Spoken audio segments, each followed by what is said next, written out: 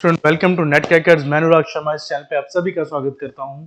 आज बहुत दिनों के बाद मैं आप लोगों से इंटरेक्ट कर रहा हूं और एक बड़ा रीजन ये है कि बहुत सारे अपडेट्स पिछले एक महीने के अंदर हमें देखने को मिले, जिसमें सबसे बड़ा अपडेट ये था कि एनटीए ने ये कहा कि अब नेट और जेआरएफ और इसके अंदर भी एक और कैटेगरी दी गई, जहां पर अगर आप नेट क्वालिफाई कर रहे हैं लोअर मार्क्स के साथ, हायर मार्क्स के साथ या जेआरएफ लेके आ रहे हैं, तो तीनों कंडीशन में अलग अलग बेनिफिट्स आपको दिए जा रहे हैं। इसके अलावा ये भी अपडेट आई है कि आपके एग्जाम में अब परसेंटाइल के साथ साथ आपके मार्क्स भी दिखाए जाएंगे। एंड इसके अलावा दो चीजें जो हाल फिलहाल में काफी चर्चा में रही, पहली बात तो ये रही कि एग्जाम साल में एक ही बार होगा या दो बार होगा। इसके अलावा एक रूमर जो फैला था काफी ज्यादा कि अगर आप वोट करके जा रहे हैं एग्जाम सेंटर में तो आपको एंट्री नहीं दी जाएगी। इन सब टॉपिक्स पे हम लोग बात करते हैं आज। ऑल दो पिछले कुछ दिनों में मैंने देखा कि काफी सारी वीडियोस अपलोड हुई हैं और हर कोई अपने हिसाब से कुछ ना कुछ एड ऑन कर रहा है, बट आई थिंक हमें चीजों में एड ऑन ना करके इनको सिंपल रखना चाहिए। पॉइंट जो है आई थिंक जो सबसे ज्यादा इंपॉर्टेंट है उन्हीं स्टूडेंट्स के लिए जो कि मार्च के फाइनल ईयर में है और उनके एग्जाम भी होंगे मई के अंदर, तो उनको सबसे ज्यादा चिंता रहती है कि क्या हम नेट अप्लाई कर पाएंगे या नेट का एग्जाम क्वालिफाई कर पाएंगे जून में, क्योंकि पहले तो फोकस अपने यूनिवर्सिटी एग्जाम्स पे ही रहता है।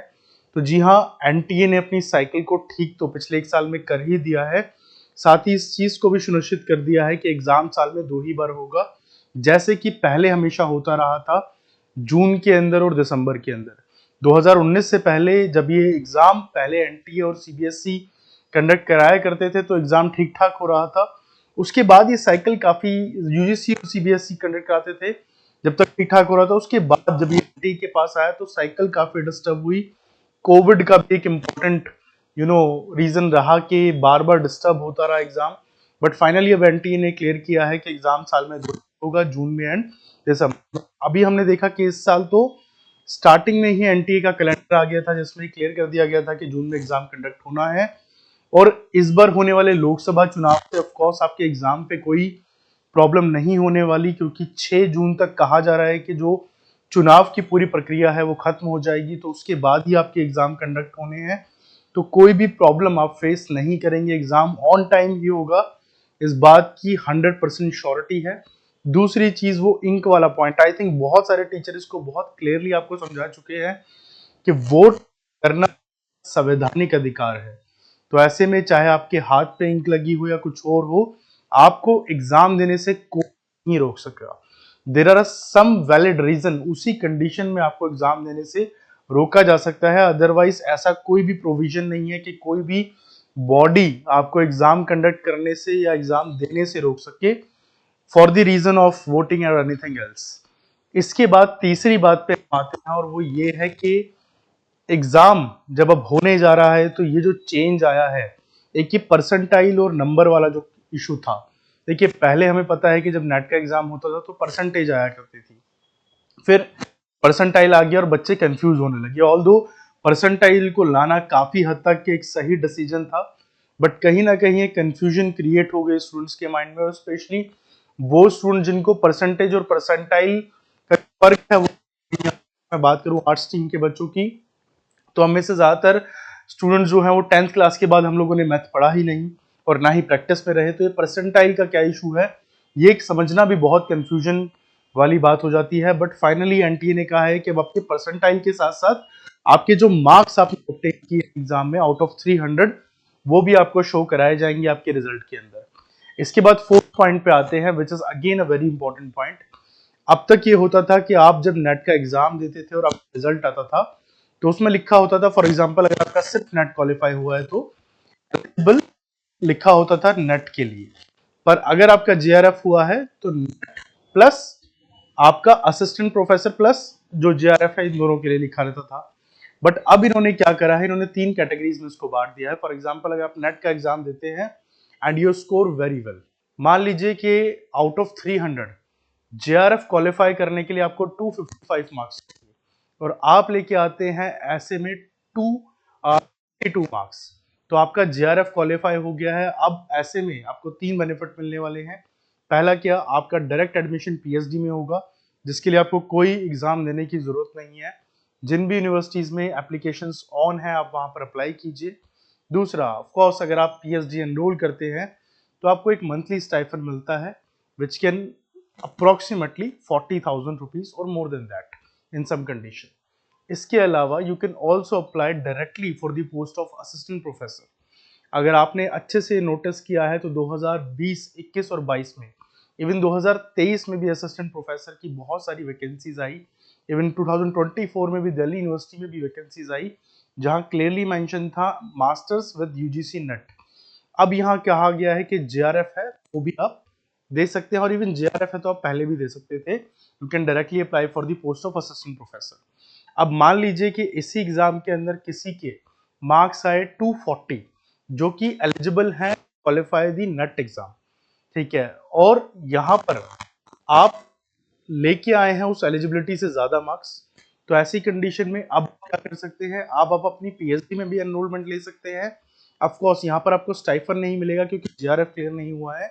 इसी के साथ साथ आप अप्लाई कर सकते हैं for the post of assistant professor अगर किसी भी यूनिवर्सिटी में आती है तो। बट तीसरी कैटेगरी क्या है? तीसरी कैटेगरी वो है जब आपके मार्क्स नेट की हाई कट ऑफ है उससे काफी कम आए, बट यस आप नेट क्वालिफाई कर ले। फॉर एग्जांपल 240 पे नेट क्वालिफाई करना था, आपके मार्क्स आए हैं 241 और इससे ऊपर कैटेगरी में किसी के 250 तक आए हैं, ठीक है, तो 250 वाला जो है ऑफ कोर्स वो असिस्टेंट प्रोफेसर के लिए भी अप्लाई कर रहा है और वो पीएचडी के लिए भी अप्लाई कर रहा है। बट क्योंकि आपके 241 ही आए हैं तो you can apply only for the PhD. इस कंडीशन में आप असिस्टेंट प्रोफेसर के लिए अप्लाई नहीं कर सकते। अब इस कॉन्सेप्ट को लाने का एक बड़ा रीजन ये भी है कि यूजी है कि वो जो 12% वाला चॉकलेट पहले हुआ करता था ना कि इतने बच्चों को तो पास करना ही, of course number of student ज्यादा इनटेक किए जाए पीएचडीज के अंदर, क्योंकि पीएचडी भारत में as compare to the number of student जो क्वालिफाई करते हैं मास्टर्स या वो बच्चे जो अप्लाई करते हैं वो रेशो काफी कम है, जिसको ये इंक्रीज करना चाहते हैं, ज्यादा से ज्यादा हायर एकेडमिक्स को मोटिवेट करना चाहते हैं। और नेट का एग्जाम जिसकी वर्दीनेस पे सवाल उठने लगा था पिछले बहुत लंबे समय से, लोग ये कहने लगे थे, इवन एज अ टीचर हम कई बार स्टूडेंट से सुनते थे कि सर नेट तो सिर्फ एलिजिबिलिटी एग्जाम है, इसको पास करके भी क्या होगा, हमें तो फिर जॉब के लिए धक्के खाने पड़ेंगे। बट एकेडमिक्स में अब नेट की वर्दीनेस बढ़ जाएगी और नेट देना एक तरह से मैंडेटरी हो जाएगा सभी के लिए। अब इसमें सबसे अच्छा पॉइंट क्या है वो ये है कि पहले अलग अलग यूनिवर्सिटीज के जो पीएचडी एग्जाम आपको देने पड़ते थे अब उस झंझट से आप बच गए हैं। जिस तरह से हमने देखा कि मास्टर्स में एडमिशन लेने के लिए पहले अलग अलग यूनिवर्सिटीज एग्जाम कंडक्ट कराती थी, फिर सीयूईटी अब सब यूनिवर्सिटीज को उसके अंदर मर्ज किया जा रहा है और आने वाले कुछ सालों में सीयूईटी ही इकलौता तरीका होगा जिससे आप पीजी में एडमिशन ले सकते हैं। उसी तरह से अब नेट ही इकलौता तरीका होगा जिससे आप किसी भी यूनिवर्सिटी में पीएचडी में एडमिशन ले सकते हैं। तो कहीं ना कहीं ये जो प्रोसेस है वो हेजल फ्री रहेगा आने वाले समय में। आपको पता है कि अब अपने मास्टर्स कंप्लीट कर ली है तो आपको नेट ही देना है, नेट क्वालिफाई होगा उसी के बाद अब आप आगे बढ़ सकते हैं। अदरवाइज ऐसे पर्सनली बहुत सारे स्टूडेंट्स को जानता हूं जो पीएचडी कर रहे हैं या डेस्परेटली करना चाहते हैं बट सालों से नेट क्वालिफाई नहीं हो पा रहा है, कभी एक मार्क्स से या परसेंटाइल वाले केसेस में तो एग्जैक्टली पता ही नहीं चलता उनको कितने मार्क्स से वो रह गए हैं, कितने क्वेश्चंस गलत हुए, और हर बार डिमोटिवेट ही होते हैं। बट फाइनली अब जब ये एक क्राइटेरिया आ चुका है तो उनको पता है कि पहले नेट क्वालिफाई करना ही मैंडेटरी होगा, तो ऑफ कोर्स कहीं ना कहीं उनकी जो प्रिपरेशन है एग्जाम के लिए उस पर वो ज्यादा अच्छे से फोकस कर पाएंगे। अब लास्ट पॉइंट पे आते हैं, अगर जून वाले एग्जाम की बात की जाए तो फॉर्म्स अभी तक रिलीज नहीं हुए हैं। अभी मिड अप्रैल आ चुका है और फॉर्म की कोई भी जानकारी यूजीसी ने नहीं दी है।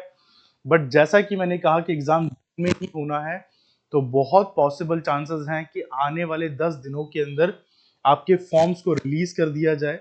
बिकॉज यूजुअली जो एक पैटर्न रहता है वो ये रहता है कि एग्जाम की जो भी डेट्स होती हैं उससे 45 डेज के पहले ही अप्रॉक्स फिलिंग स्टार्ट हो जाती है, क्योंकि फॉर्म फिल करने का जो पूरा टाइम होता है वो भी 20 डेज प्लस ही दिया जाता है स्टूडेंट्स को। तो बहुत पॉसिबिलिटीज हैं इस बात की कि आप जो फॉर्म है वो 25 अप्रैल तक रिलीज हो जाएंगे। तो अगर आप अपने एग्जाम के लिए प्रिपेयर कर रहे हैं तो अपना पूरा फोकस सिंगल माइंडेड फोकस आप एग्जाम के ऊपर लगाइए।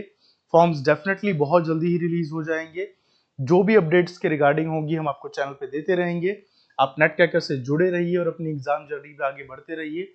Best of luck to all of you. धन्यवाद।